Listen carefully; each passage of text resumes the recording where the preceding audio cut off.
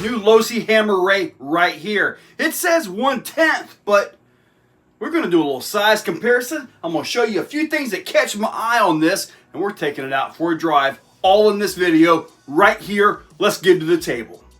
It does look a little bit smaller than these guys, but the wheelbase is the same. It's a little bit narrower and it's a lot lighter. Let's go ahead and flip these things up. Let's check these two first, and then we're going to check it against the Mojave. On the width, you can see it's definitely a little bit skinnier than the UDR. Same thing with the Mojave. There we go. Let's see here.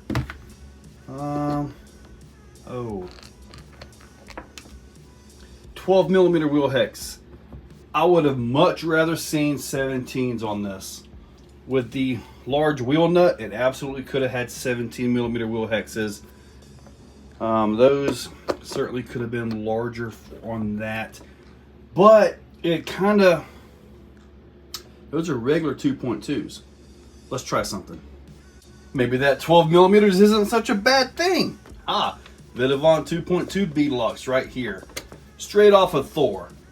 Check the front, which looks like everything is going to clear good. Yep, I'll pull down in there. Okay, you know what? Maybe the 12 millimeter is actually a good thing, because now we have all kinds of 2.2 options out there. All right, let's go ahead and dig into it a little bit further here. As far as the front suspension goes, kind of standard issue. It's got the pin set up right there with the screws, with the pins with like a little bit of a recess for the screw to sit. Yeah, this is all going to be aluminum as soon as I get it from Vidavon. Yeah, Vidavon is going to go all in on this thing, guys, so get ready. One of the things he's working on is making this a real sway bar. Really, really important, guys. Look at the leverages here. Now, it's got the dual shocks. Beautiful setup. I like that. See how far up, and Losi does this to their larger ones as well. The leverage here, you have maybe 25% all the way to the arm. Now, if you're in the whoops and you got a lot of this and that goes, this right here is actually really good. But if you're going to jump, race, and really get out and haul butt with this thing, this needs to work, because it's going to be more effective at the axle. Look at this little piece right here on the top. See that? That is there when this thing is fully stretched out to keep that from inverting or going around like this. Nice little feature there. Now, I do got to tell you, at Beat the Creek, Reese had his out here. First run, he broke this completely off and broke the tab down here. So what my thoughts are is it really just, I'm not sure if they crashed it or not. I think they showed me a video of the actual piece, and it was just a fairly mild jump. We'll have to see how that works. Now, I'm seeing something right here. Do you see this right here? I want that to be real. I want a real air bump back here. So when the suspension compresses, it actually, I almost thought it was real, but I want that to be real, guys. I want that to actually have like a little hydraulic deal to give like a second stage to the suspension. That would be super scale. We need that to be real. Hopefully somebody's watching in the shock world. Yeah, make that real. And not sure what you can do up front. That shock feels half empty though. But yeah, let's go ahead and dig into it a little bit further. Let's get to the motor, and you get to that by taking this plate right here loose, and the motor simply slides right out. The motor is a 3150 kV, looks like maybe a 550 size motor. I mean, with it being labeled a 110 and it not being anywhere near as heavy as the Mojave or the UDR, you can go a little bit lighter on the motor, electronics, the drive shaft, and all that. So the transmission looks to be a simple setup. It's got some of that old snot, as I like to call it, down in there. Pinion gear, everything looks about as good. And the access to this is the same as what you'd get on the larger trucks as well. So differentials at both ends. The ESC is 130 amp, and it is good to 4S. Look at that. Yeah, 6 volt, 4 amp BEC. It does have a steering gyro while you're driving, just sitting still. It just kind of sits there. not exactly the tightest of steering. But anyway, it shouldn't matter because this thing's going to be running all over the place. And we should have a lot of fun with this. Now, I'm going to show you guys the battery that I'm going to be using. The battery goes right into the back side. And I'll even show you guys the dimensions. The battery I'm using for this is an 8,000 milliamp 3S2P battery by CNHL. This battery fits really, really good actually. Let me get you guys the measurements. Roughly 47 millimeters wide, 38 millimeters as measured this way, and 138 millimeters as measured long ways. The hard case 3S fits in pretty much perfectly. I'll say pretty much perfectly because it takes a little bit of work to get that door to close, but that battery is not going anywhere. And I really just need to get me some EC5 batteries. I really do, but everything I have is on XT90, so I will be using an adapter. It is powered up, and as you can see, the receiver is really exposed to the elements, and they did this on the bigger trucks too for some reason. But anyway, suspension looks like it has a lot of movement, looks good, the front looks good. Obviously we got some lights. Ooh, the headlights work too, nice. All right, so we got all that. The transmitter, pretty much a standard issue DX3. At least I can fit my thumb on that. Steering servo, I'm probably going to get upgraded. Let's see here. All right, nice and easy. It's obviously an uncensored system, so yeah, you're going to get coggy when you try to do that. But you know what? Time to take it outside. But first, hang on, I got to try something. Let's see here.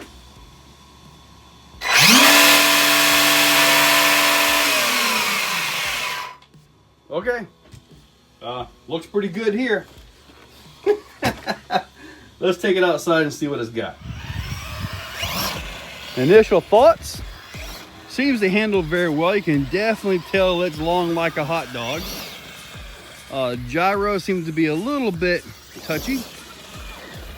I'm sure I can adjust one of those things here. Yep, ABC rate.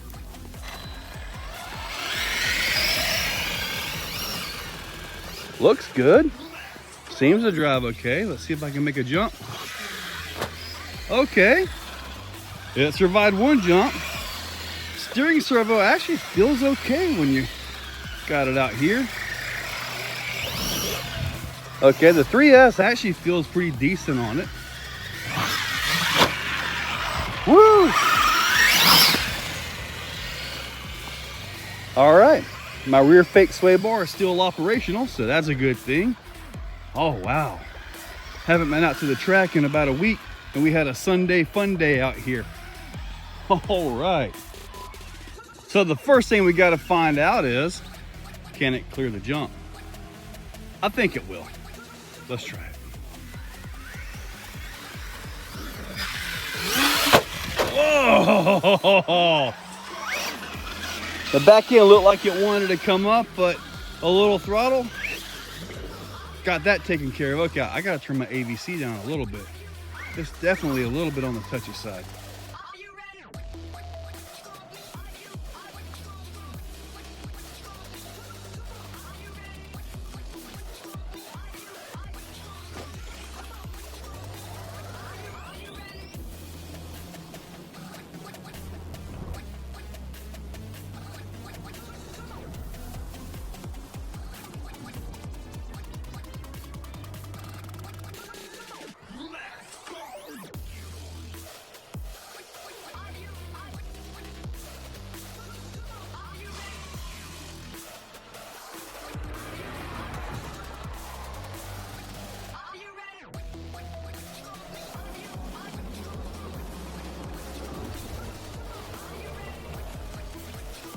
So far, everything is hanging on.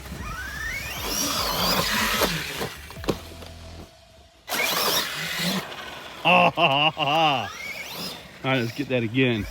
I planned to be all stylish, you know, come through all desert-like, and well, that didn't work out. Let's try it this way. Okay.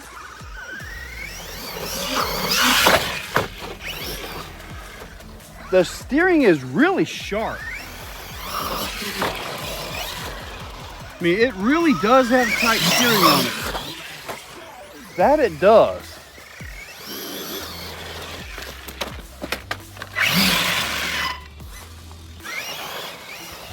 It's definitely a different style of driving.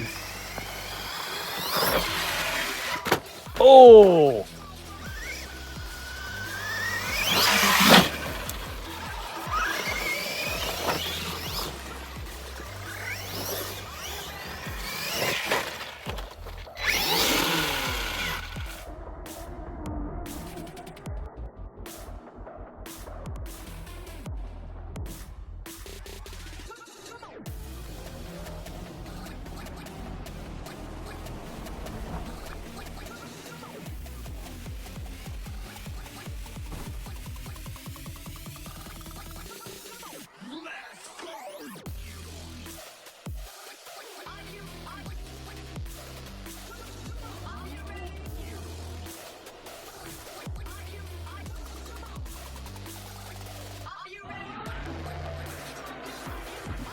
I don't want to break it, but I do think we need to hit this with it just to verify that it's got some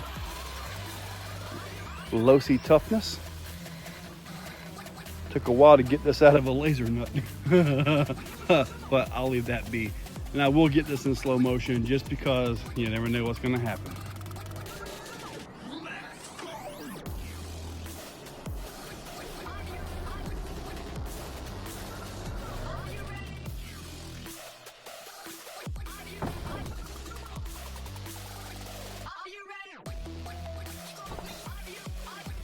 That was not what I wanted to see.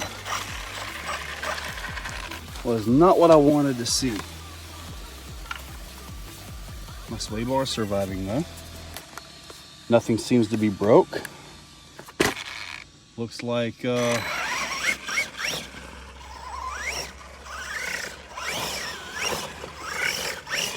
took it. That was good. Let's try it again.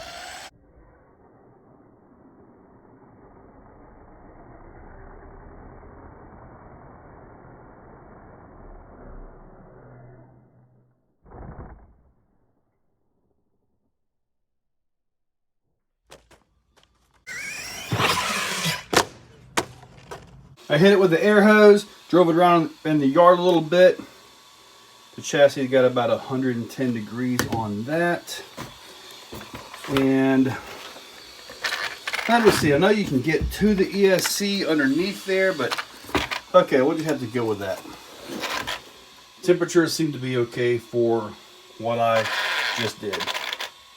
Well guys, I beat it up a little bit and everything is good. Even like the last, after all that running, I put on the table, get a good spin up of the tires. Everything looks really good. Really awesome. The battery still have like 70%. So I would have to assume probably, heck, 45 minutes run time out of a battery like this. 8,000 milliamp 3S. Yeah, I'm going to be changing the radio out to a GT5. As usual, you guys know I like that radio, GT5.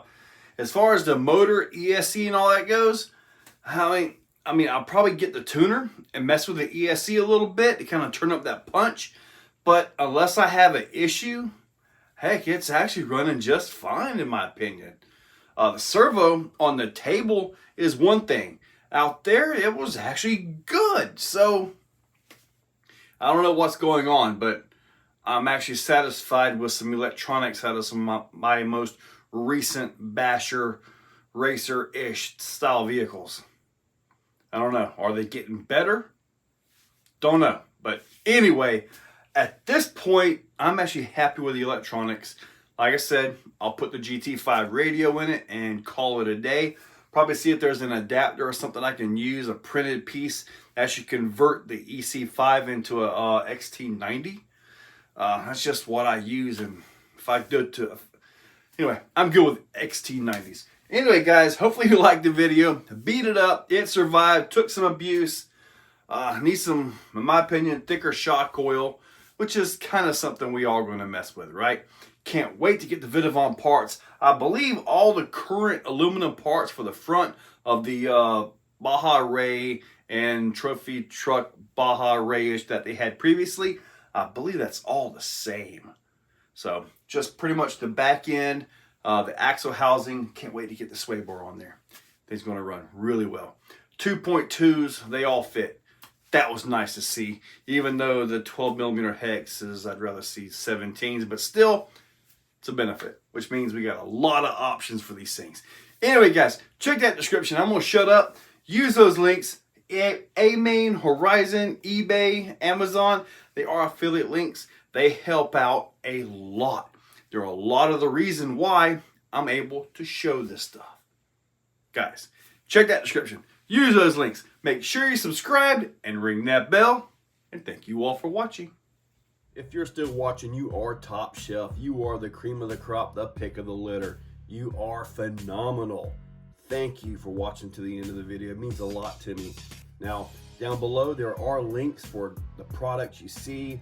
Also for channel memberships, if you guys want to be a part.